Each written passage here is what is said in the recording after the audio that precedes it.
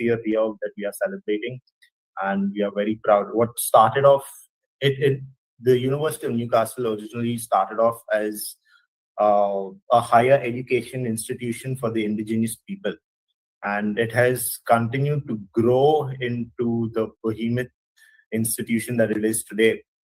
While it is still very focused on indigenous education, the University of Newcastle has also extended its influence across the world. Where is Newcastle? Newcastle is a regional university based in New South Wales. We currently have 5 campuses in Australia across these 3 regions. So 2 campuses in Newcastle City. One is Newcastle City campus and one is Callahan campus. In Central Coast, we have Gosford and we have Rimba, and we do have a Sydney campus. So this is how you could get to the university. These are different travel methods and travel modes that are available to get to the university. This is the connection that university has to the rest of the world. There's also going to be international flights to South Asia, I think later this year or early next year.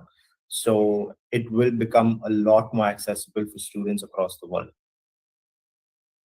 When we're looking at the university originally started with around 20 to 30 students in 1965. And today we've graduated more than 36,000 students across the world. We have more than 7,000 enrollments coming in almost every year. Like I said, the 5 campuses that are there. This is just a glimpse of the university. So in the center of your screen, you'll see those big buildings that are there, the big glass buildings. That is the university. There's also another campus. This is, I think, in the Central Coast campus. Yeah, Apurva and I both have not been to the university yet. So this is just what we've been told, but I'm pretty sure that it matches the pictures. And if it isn't, we come back and tell you all it's not as brilliant as the pictures, but I'm pretty sure that's not going to be the case. This is an aerial view of the Central Coast campus as well. Right? Why study with the University of Newcastle? Why should you all choose the University of Newcastle, and why should you all recommend the University of Newcastle to your students? Currently, the university stands at 227 as per the QS rankings of 2025. That makes us a top 1% university of the world. Majority of the subjects that we do offer to our international students are ranked in the top 200 of the world. Right? 95% of the research that's conducted at the university is above the world standard. Another thing that's very, very prominent at the university is the ROIs that our students experience. So we have an above 90 to a 95% of employment for both our undergrads and our postgrads once they complete. When we're talking about employability, what are we talking about? We're talking about how quickly in their fields within the first 4 months of graduating. How high are their salaries? In a few slides later, I'll show you the kind of salaries that can be expected for an average student who graduates from the University of Newcastle. And the third thing is whether the job is in the field that they have studied. And the university ranks very highly on all of these things. Also, I like to tell my students when I'm talking to them, every kind of support that you require during your entire journey at Newcastle is available. So right from pre-application and pre-offer to you even graduating and post-graduation. So we have a lot of student clubs and a lot of student societies to give the very extracurricular attention that students are looking for. We do have free shuttles between the campuses. So students just have to flash their ID card and they can get into the buses. The on-campus accommodation is also very, very safe for all of our Indian students, all of the female students especially. It's a very, very safe location because we do have 24-hour security. And more than anything else, Newcastle is known for its affordability. Right? I'll show you also what we mean, how affordable we are talking when looking at the university. Salaries the average student gets on graduating at the University of Newcastle. If you have done research or if you are familiar with the Australian model of education and the post-study work visas, you will find that these kind of salaries are also enjoyed by students who graduate from the Group of 8 universities. So that is the level of education, that is the quality of education that the students get at Newcastle. Newcastle itself is a very beautiful place, a very picturesque place. It is one of the fastest growing regional economies in Australia. It is currently the #1 town for tourism in New South Wales. Being a regional state, there are the regional benefits that are offered to the students. So, which is the extra post-study stay back, the extra points, things like that. Again, Apurva would be a good person to talk about this because she can talk about these things in her sleep. Right? The university also has our volunteers from the university, the student ambassadors, who act as police patrols around the area. So that helps keep the safety very high. Coming back to the affordability, the university is 39 times more affordable than Sydney. We don't say cheaper because cheaper just sounds a bit off. We say more affordable, but it is in fact 39 times cheaper than Sydney. And this is for both the living, the cost of living, the cost of education, everything. While it may be more affordable, the quality of life is not diminished. The quality of life is still maintained. It's very high standards over there. Right? Currently, the university offers a 20% scholarship to all of our students. So any student who gets an offer also gets a scholarship. The reason we are keeping it as a because the university, our entry requirements are high. So in order to, if you're getting into the programs already means you're a good student, which means then you can also get a scholarship very easily.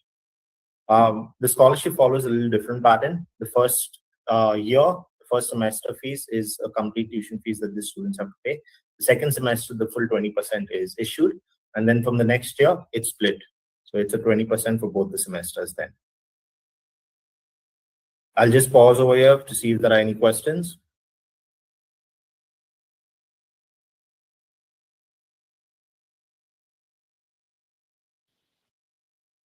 Can we move ahead? Yes, Daniel, we don't have any questions in the chat. Good. Thank you so much. Right.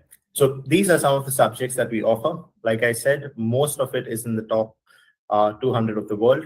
We also do have computing and cybersecurity and computer science programs, but that's in the top 300 in the world. It's between 251 to 300. So, but then if you're talking about the top 200, these are all the programs that we have.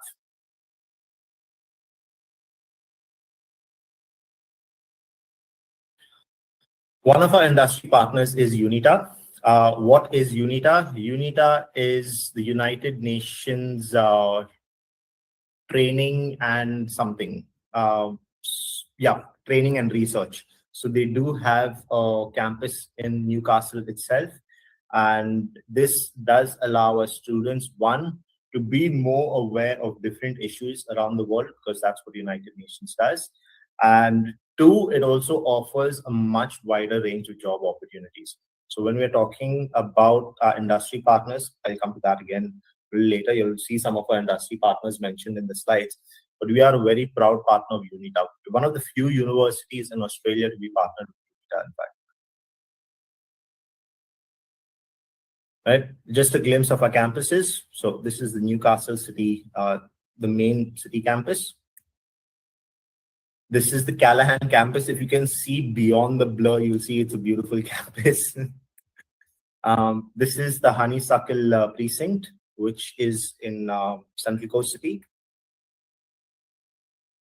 This is the library in Central Coast.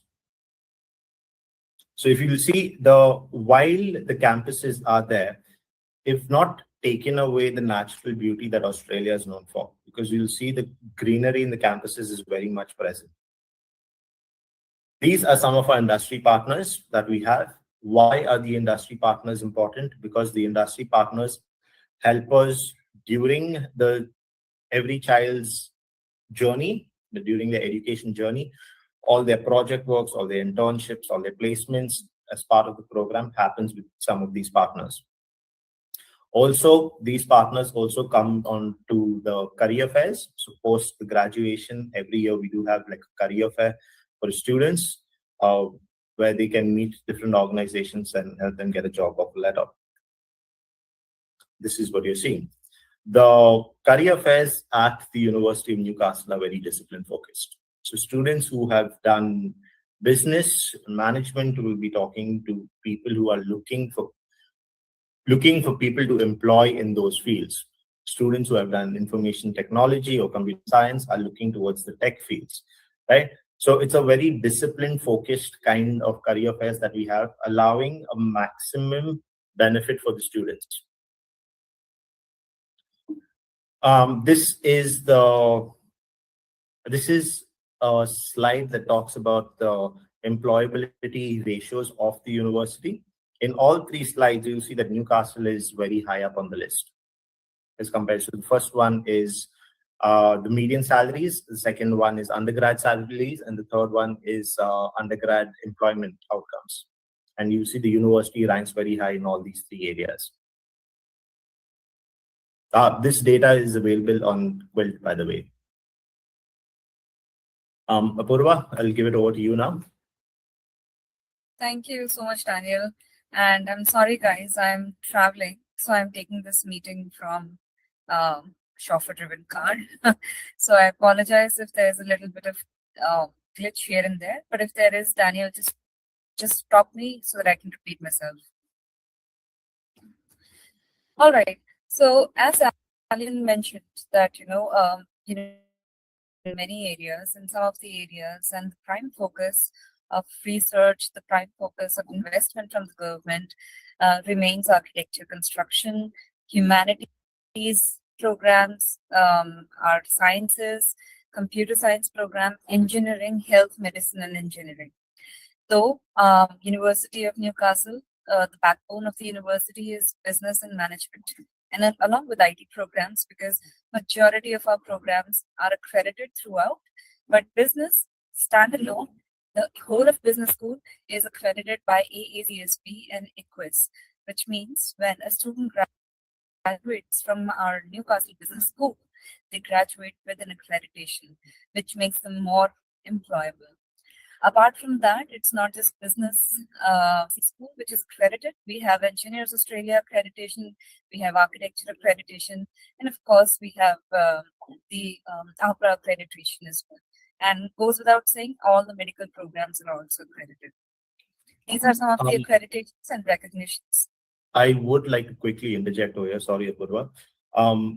So you will see later on that the university has a lot of dual degree programs, which means when the students are studying, for example, if they're doing an MBA with a digital marketing program or a marketing and digital strategy, that means they're looking at a triple accredited program, or they're looking at a 4 times accredited program, which really enhances the quality of the education that the students get and also their employability later on.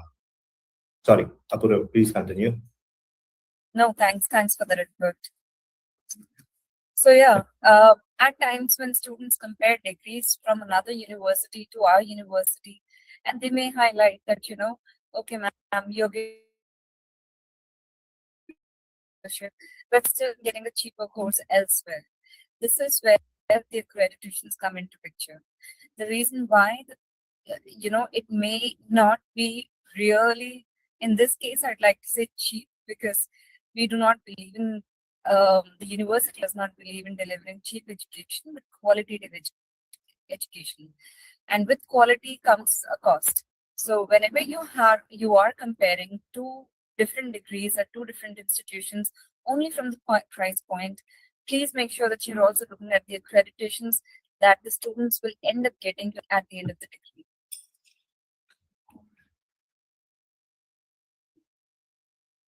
Move on the next slide. Want to move forward? Yeah, thanks. So just quickly, though I understand it will be too much of a download for us to be able to tell you about all the programs. So we'd like to tell you about a few programs that run really well in the KC network and in the India market. Starting off with the most popular Bachelor's of Business and Bachelor's of Commerce programs. Again, these programs are offered in semester-based model, and for the next year, for 2026, our intakes have been tweaked a little bit. So in place of February, we now have a Jan intake, and in place of July, we now have an August intake. So on your screen, you can see the indicative annual tuition fee for 2026 intakes, and on top of this fee, there will be a 20% of scholarship available for both UG and also PG programs under this umbrella. There is something that you see as 140 hours in WIL on your screen, which is nothing but work integrated learning opportunity. I'm not sure how many of you know, but we are a proud member of Australia Technological Network, which is ATN, which means that we are heavily invested in all the technologically backed courses, even non-technologically backed courses when it comes to industry partnerships. Hence, due to the relationship that we have with various industries, due to the kind of faculty we have, we've also embedded 140 hours of work integrated learning for our students with Start Right, or essentially semester 3 of programs, both at UG and PG levels, which is nothing but faculty guided placements, which means that when they are in the degree, unlike the traditional internships, they can not just learn about the programs in a classroom setting, but they will also be exposed to the industry as early as 1 year old in the degree. So by the time they graduate, they are not graduating. They're not just graduating with academics; they're graduating with experiences. So here's the deal: they graduate with an accredited degree, book by the books and by the experience, and they're already placed by our career hub, which makes them really nicely employable. Which is why, going back to Daniel's slide initially, for majority of our courses, comes for UG is above 90%, and for PG is above 95% within just 4 months of graduating. Now, talking about business analytics and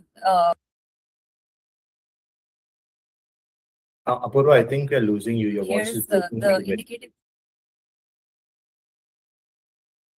Okay, is it a little better now? It's better. Yes, thank you. Thank you. Yeah, so similarly with business analytics as well, again, an accredited course by both ICWIS and AACSB. When we talk about Masters of Business Administration Global, now this is a global program, and one thing that I'd like all of you to kind of consciously remember is that a global degree would attract students from various backgrounds, and hence it's a global degree. So if a student coming from, let's say, a hotel management background, wants to do something in leadership and business management in general, wants to do something of their own, for example, this could be um, this could be pitched in to them. If a student coming from health management background but wants to do an MBA because they want to manage at a leadership level, they want to learn at leadership level, this is the course. Basically, this attracts students from various backgrounds and bring them together to one classroom. Again, this one has an 80-hour of work integrated learning, which is still a good deal.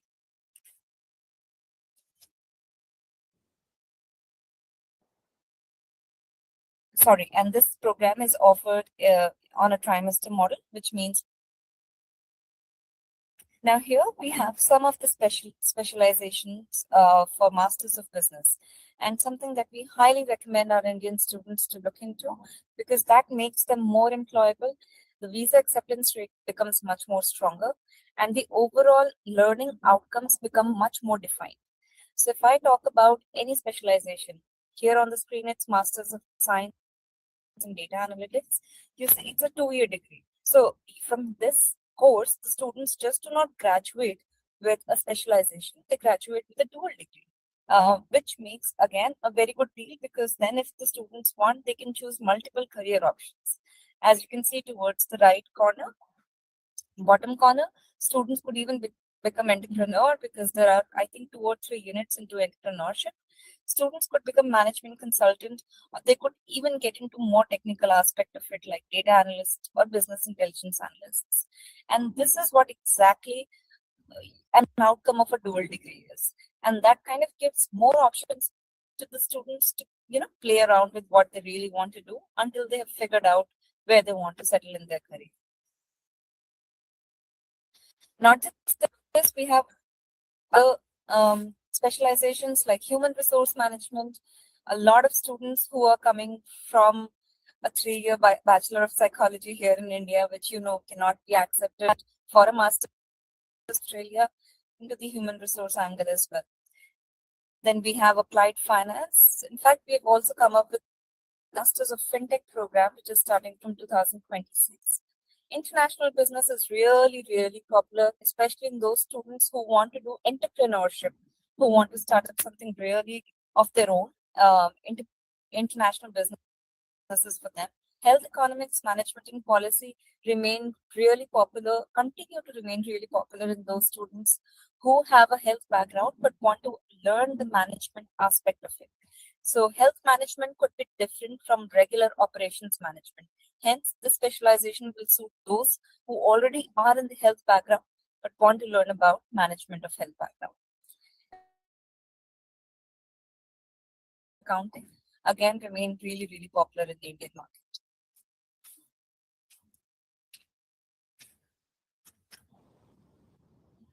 So speaking of Masters of Professional Accounting, we have work learning options available here as well.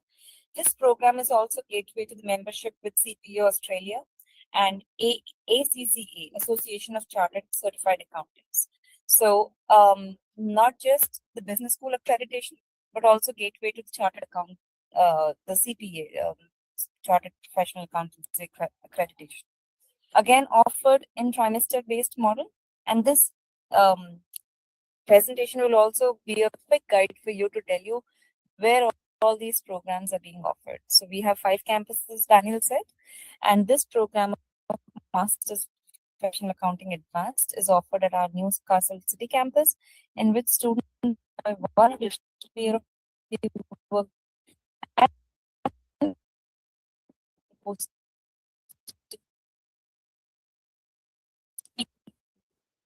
economics management and policy. Again, it's pretty much on your screen. The apart from the business school accreditation, health economics and management policy is also accredited by ACHSM. So here, what my colleague Daniel was saying is more like a triple accreditation for these students.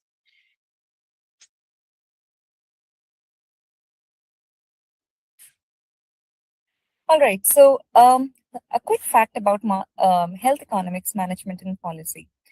There has been a 15% job growth already for graduates looking for this. I mean, for people who are looking to career in this field.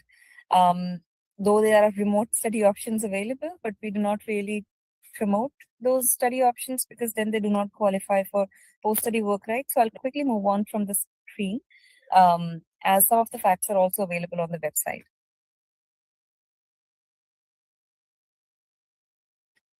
Okay, now one of the classic pathways that we have for all the non-clinical, non-medical kind of students from health background who want to enter Australia, want to have a taster of the health system of Australia, but they do not qualify directly for a medical or a clinical program. MPH is your guy. So we have an MPH program standalone degree, but then that is only a year or a year and a half. So we do not really promote it to the Indian students or international students because that does not give them post-study work rights and it's not a good return on investment for them.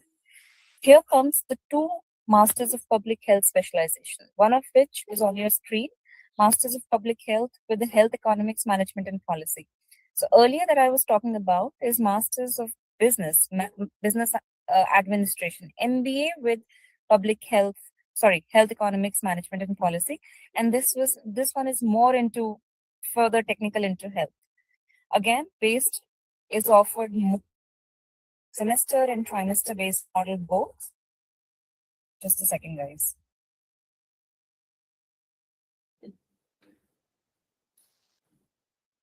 I would also like to quickly add, please do not get confused by the name. It just means it's a health management program. It's a very long name, but it just means health management. So when you all are promoting the program, you can remember it as a health management program. That would become more effective. Yeah, that's correct. Thanks, Daniel. Again, that program is also accredited by the relevant authority. Now, coming to engineering, remains one of the most crucial. Apollo, I think we're losing you again. Okay. Yep. So I'll just take the rest, and then now if you want to jump in, you can please jump in. Sure. Thanks, Daniel. Actually, we can hear you now. Do you want to continue, or should I take it? I can continue, no problem. Okay. All right. So, so I was talking about engineering. So engineering is one thing that we are really invested on. In fact, we are doing a lot of projects on promoting engineering in various parts of India because we know that we excel in this part, like, it's unmatched. When we talk about engineering, our engineering program at bachelor's level is honors degree, which means a 4-year degree, full time, and scholarship. Now, with this degree comes with a full 12 weeks of industry experience. And this degree, again, can be tailor-made to the specialization that students want. Like, we do not want to restrict them to just 2 or 3 classic engineering programs. There is renewable energy, there is mechatronics, there's computer systems, there's environmental, there's chemical, civil, and so on and so forth. In fact, I think, if I'm not wrong, and correct me, Daniel, we are number 1 or number 2 in the clean energy space. We're number 2. We're number 2 in the clean energy space. Yes. And I think we are very highly ranked in the engineering and automation as well. We're number 2 in New South Wales for engineering and automation. Correct. And for automation, I understand we are also top 50 in the world. So huge regards to this faculty, to the stream, and to the side of the university. When we talk about professional engineering, again, it comes with civil, mechanical, electric. So all 3 popular programs that Indian students want, we have it. And the program is accredited with Engineers Australia and the Washington Accord as well. This also is offered just at the Newcastle campus. In fact, all the engineering is only offered at our Calhoun campus, which means additional regional benefits to our engineering students. Also, very quickly to add to what Apurva said, in the Bachelor's of Engineering, while students are looking at a specialization, the university also allows them the freedom to take up an elective or minor subject, which could either complement their major or could complement their specialization, or it could be something completely different. So, for example, a student who's looking at civil can also take up electives in software engineering because everything is being digitalized. Or a student who is looking at chemical can also look at environmental to understand what is the effect that chemical has on the environment, and thus enhancing their entire study with the university. Yep. Move forward, Thank- Apurva. Yes, please.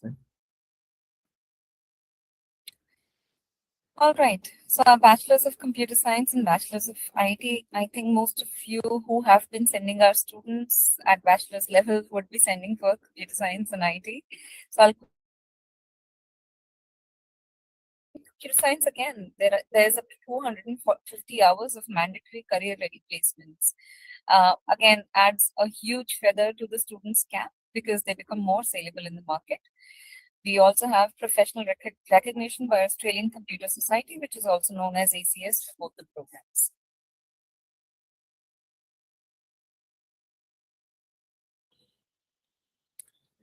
Move ahead. Okay. In fact, I was just talking about the Masters of Data Science and Artificial Intelligence to one of the who I met.